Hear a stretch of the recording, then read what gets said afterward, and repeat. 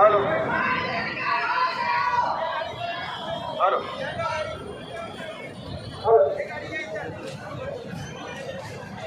Hello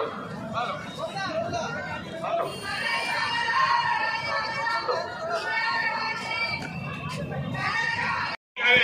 लवकरच आपल्या या मोर्चाला या ठिकाणाहून सुरुवात होणार आहे।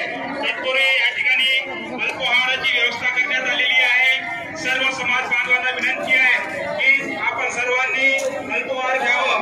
अल्पाहार झाल्यानंतर लगेच आपणास सूचना देण्यात येतील। या सर्व सूचनांचे पालन आपण सर्व समाज बांधवांना करणे।